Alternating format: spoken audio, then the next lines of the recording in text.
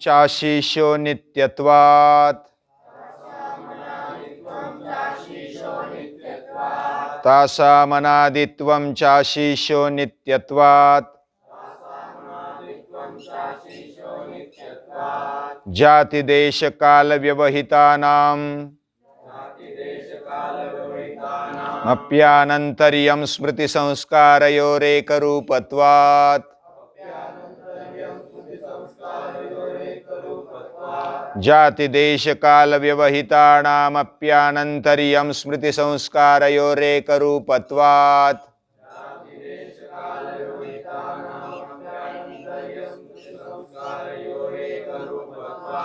तासामनादित्वं चाशीषो नित्यत्वात्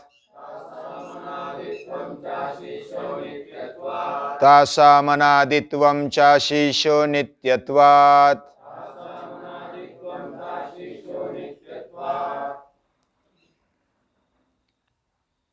पिछले सूत्र में हमने देखा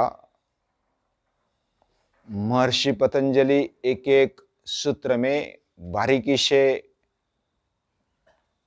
हमारे मन का अंतःकरण का अभ्यास कराते हैं और हमें कौन सी भूमिका से हमारा जीवन जीना चाहिए, कौन सा स्टैंड लेना चाहिए, यह बहुत ही स्पष्ट बताते हैं। उसमें कोई द्विधा नहीं है। वे अलग अलग अंतःकरण के विभाग को उजागर करते हुए हमारे जीवन को स्पष्टता से हमारे सामने रखते हैं। जो विपाक होता है यानी कर्म का फल, उस फल के अनुगुण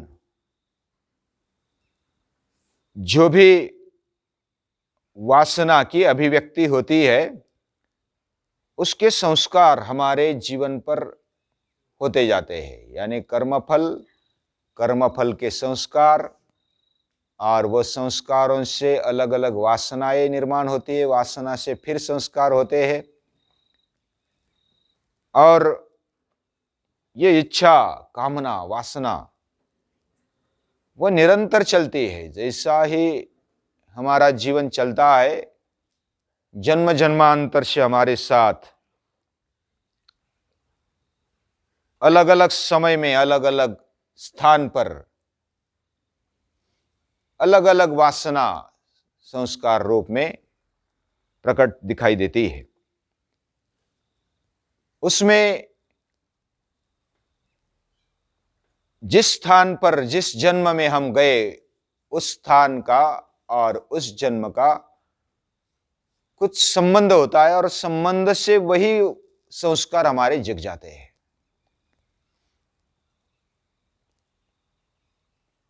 और ये सहज भी है। जैसे पहले हम बचपन में जिधर गए थे उधर फिर एक बार गए तो पहली यादें हमारे स्मरण में आ जाती है, और वो बहुत ही सहजता से आती है। वैसे ही वह स्मरण, वह स्मृति, वह संस्कारों को खड़ी कर देती है, संस्कारों को स्थिर कर देती है। यानी स्मृति आ गई और वो संस्कारों को उसने और स्थिर कर दिया और दृढ़ कर दिया। यानी दोनों लगभग एक समान चलते, स्मृति और संस्कार, उसका एक रूपत्व है। और ये जो संस्कार है वह वासना युक्त संस्कार, वो अनादि है। उसका कारण बताए इस सूत्र में कि च आशीष नित्यत्वात्। आशी यानी जो भी भूत मात्र, जीव मात्र जो जीने की इच्छा करता है और शरीर को अविद्या के कारण वो खुद समझता है शरीर को, और मुझे मरना नहीं है, मेरा शरीर, मेरे पास जो भी साधन है वो नहीं जाने चाहिए। ये सहज भावना उसमें होती है और उसको आशी बोलते हैं।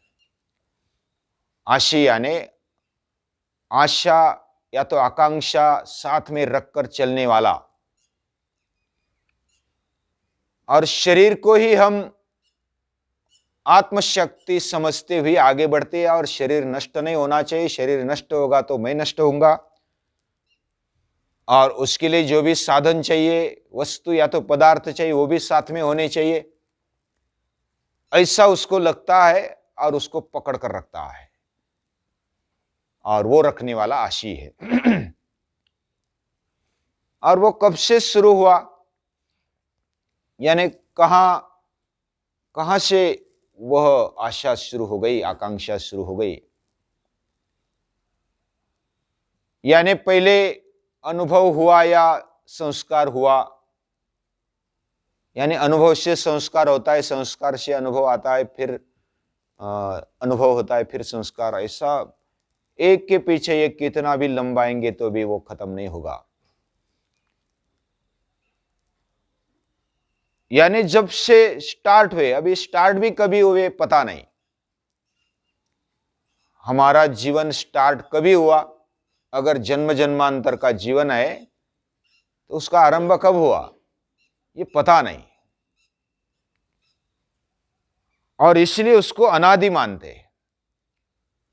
जैसा हमारा जीवन अनादि है, वैसा वो जो आकांक्षा है, कामना है, वासना है, वो भी अनादि है।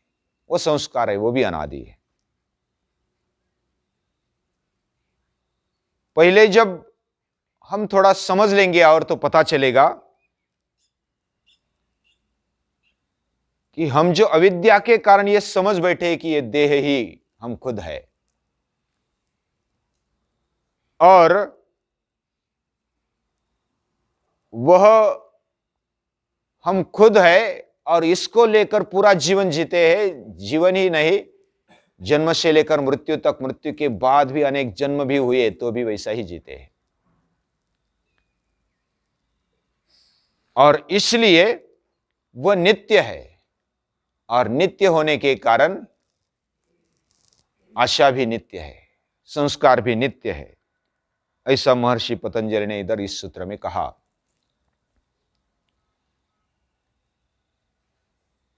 अविद्या से ये खड़ा हुआ, ये इधर पता चलता है। पहले सूत्र में, पहले दूसरे पाद के शायद 5वें सूत्र में हमने देखा, अनित्या शुचि दुखानात्मसु नित्य शुचि सुखात्म ख्यातिर अविद्या। यानी जो भी अविद्या है, जिसको जो अनित्य है उसको नित्य समझ बैठे, जो असुचि है उसको शुचि समझ बैठे, जो दुख है उसको सुख समझ बैठे, और जो अनात्मा है उसको आत्मा समझ बैठे। यह अविद्या है। और ये अविद्या के कारण हमारे इंद्रिय भी वैसा ही ग्रहण करते जैसा हमें अविद्या के कारण पता चलता है। अविद्या से जो भी ग्रहण करते वो इंद्रियों से ही ग्रहण करते हैं, लेकिन वो अविद्या है, अज्ञान है, और अज्ञान के कारण ये सब खड़ा हुआ। अभी अज्ञान कब खड़ा हुआ ऐसा भी प्रश्न है। न्याय दर्शन में एक प्राग भाव करके है, प्राग भाव, अभाव, और प्राग यानी पहले वाला। जैसे कोई वस्तु है, ये फाइल है समझो, 2-4 पत्ते हैं योग दर्शन के। अभी इसको हटा दिया,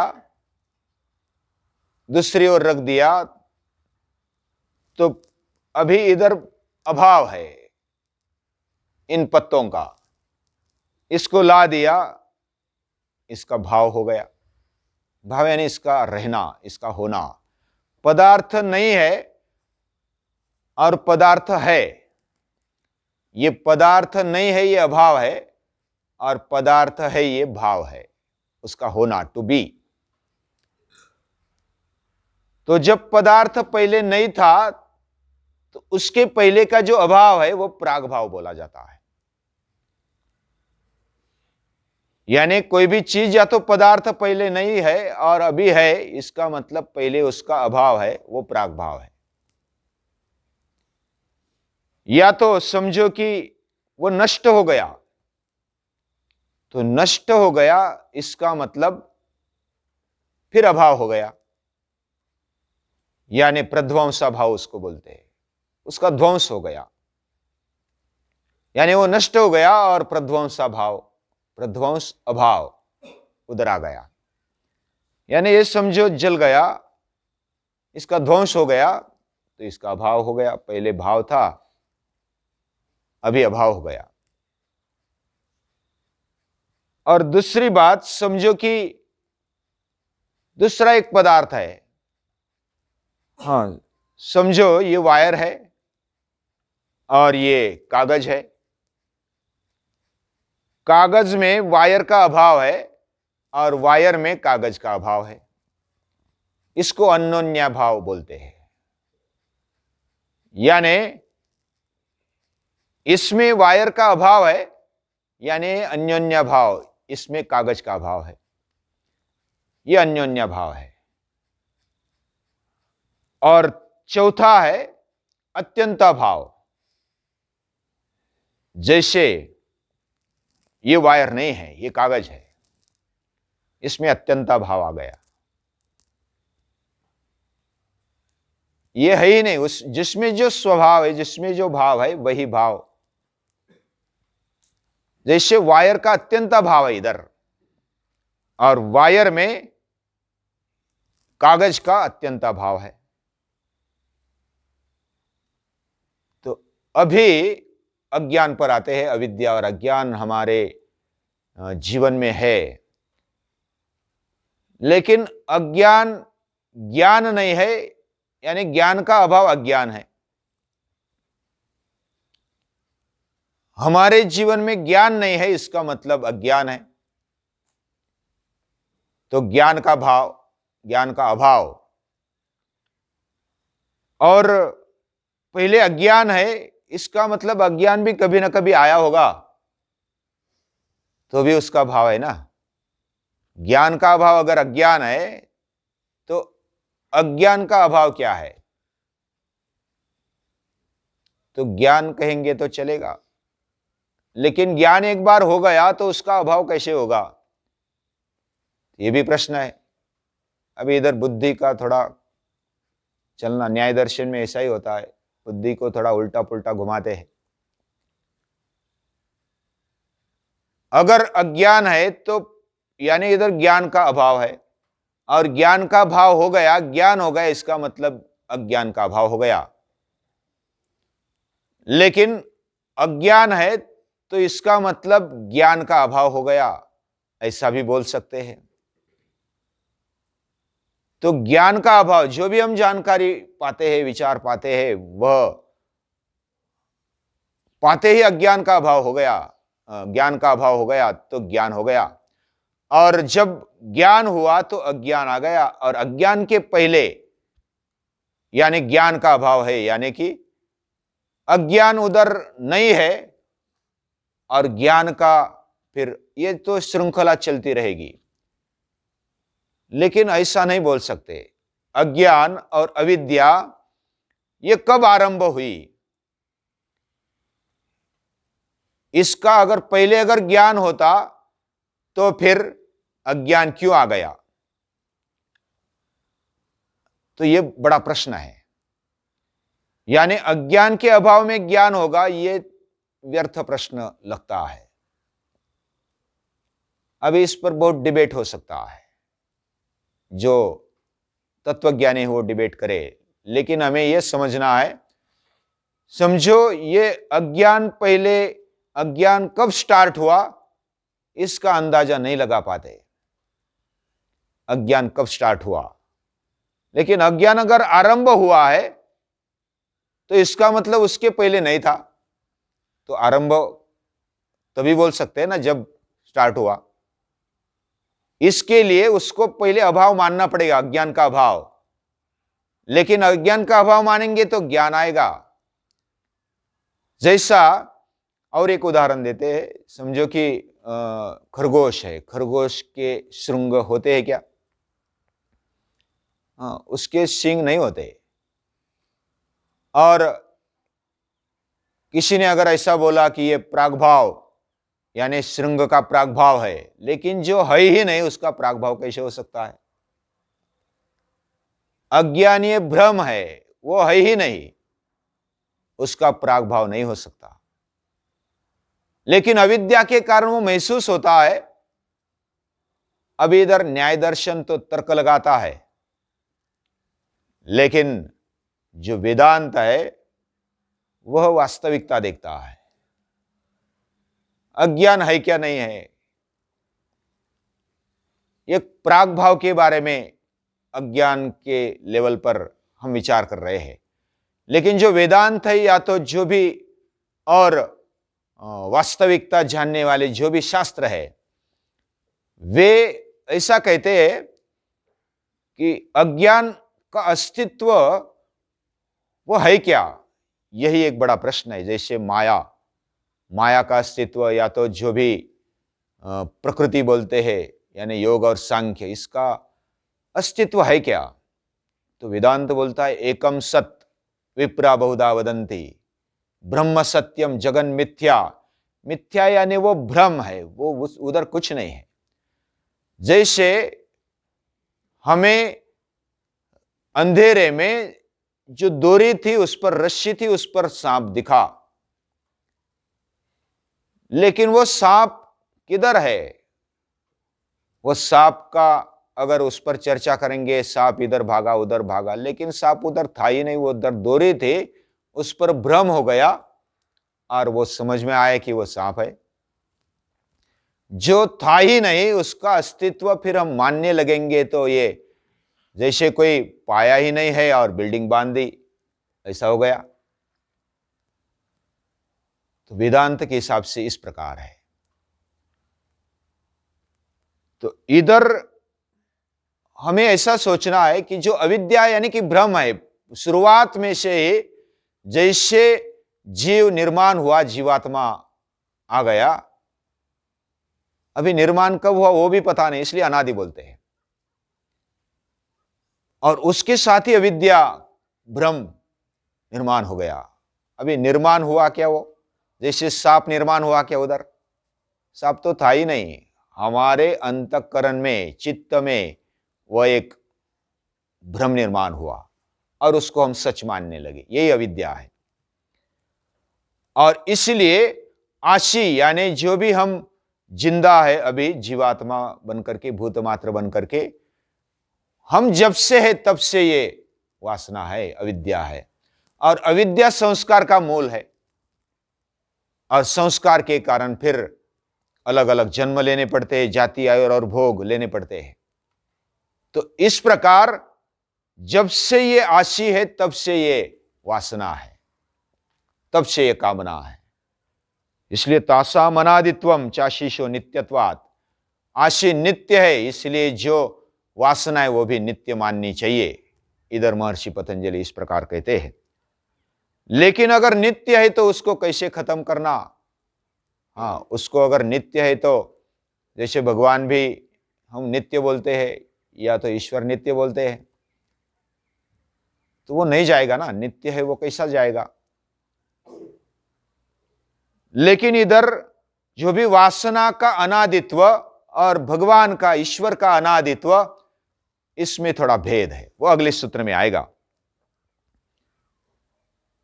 लेकिन तब तक ऐसा समझना चाहिए कि जब से हम है, हमारा भ्रम है, अविद्या है, तब से ये वासना है, अविद्या है। और इसलिए तासा मनादित्वम चाशीशो नित्यता, ऐसा कहा। और उसका अभाव हो सकता है क्या? हो सकता है। वह किस आधार से ये भ्रम रहा, उस भ्रम को ही तोड़ दो तो फिर वासना टूट जाएगी, संस्कार नहीं रहेंगे। तो वो अगले सूत्र में महर्षि पतंजलि बताते हैं।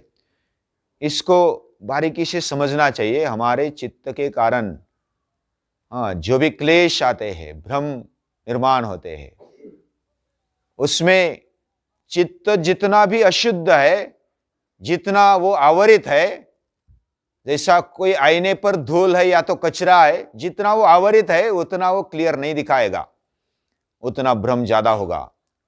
और इसलिए उसको शुद्ध करते हुए, शुद्ध करने की क्यों आवश्यकता है, उसको समझना है। और इसलिए महर्षि पतंजलि इधर उधर घुमा के हमें बताते हैं ये क्या है। तो आगे देखेंगे, कल देखेंगे, समझने का प्रयत्न करेंगे। तब तक रुकते हैं।